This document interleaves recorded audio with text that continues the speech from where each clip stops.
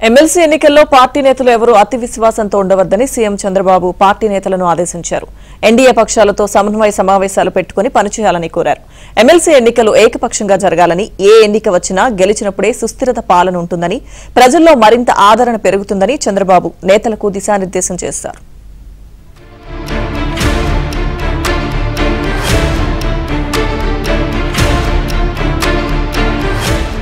నేతలెవరూ over confidence కు వెళ్లకుండా NDA పక్షాలతో సమన్వయంతో పనిచేయాలని సీఎం చంద్రబాబు విజ్ఞప్తి చేశారు.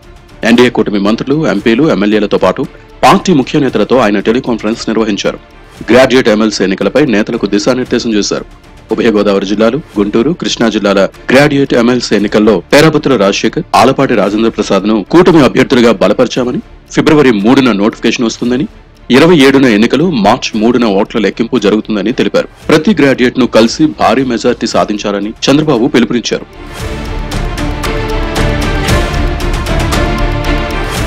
విద్యావంతులంతా కూటమితోనే ఉన్నారని సీఎం చంద్రబాబు తెలిపారు. ఎన్నికల్లో గెలిచినప్పుడే సుస్థిర పాలన ఉంటుందని, ప్రజల్లో మరింత ఆదరణ పెరుగుతుందని ఆయన వివరించారు. మొదటిసారి గెలిచిన ఎమ్మెల్యేలు, కొత్తగా రాజకీయాల్లోకి వచ్చిన నేతలు మరింత చిత్తశుద్ధితో పనిచేయాలన్నారు. కూటమి ప్రభుత్వ అభివృద్ధి, సంక్షేమ కార్యక్రమాలను ప్రజలకు వివరించాలని సీఎం కోరారు. ప్రభుత్వం ఏర్పాటైన 7 నెలల్లో ఇబ్బందులను అధిగమించి సుపరిపాలన వైపు అడుగులు వేస్తున్నామని అన్నారు.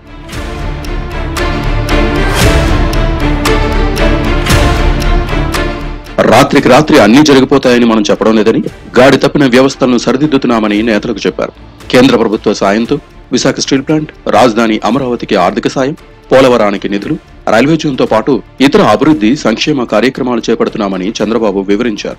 జాబ్ ఫస్ట్ విధానంతో నూతన ఇండస్ట్రియల్ పాలసీని తీసుకొచ్చామని, కూటమి ప్రభుత్వం వచ్చాక దాదాపు 7 లక్షల కోట్ల పెట్టుబడులు రాష్ట్రానికి తీసుకొచ్చామని వివరించారు. ఈ పెట్టుబడుల ద్వారా 4,10,125 ఉద్యోగాలు యువతకు వస్తాయని, త్వరలోనే 16,347 టీచర్ పోస్టులకు డిఎస్సి నోటిఫికేషన్ ఇస్తున్నామని వివరించారు.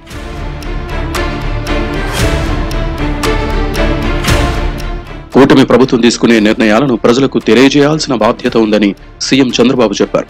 3 పార్టీల నేతలు సార్వత్రిక ఎన్నికలకు ముందు సమన్వయంతో పనిచేసినట్టుగానే ఇప్పుడు కూడా పనిచేయాలని కోరారు. జరిగే ప్రతి ఎన్నికల్లో గెలిపించేందుకు ప్రణాళిక రూపొందించుకోవాలని సూచించారు. కూటమికి యూటీఎఫ్ మినహా మిగతా ఉపాధ్యాయ సంఘాల మద్దతు ఉందని చంద్రబాబు వివరించారు.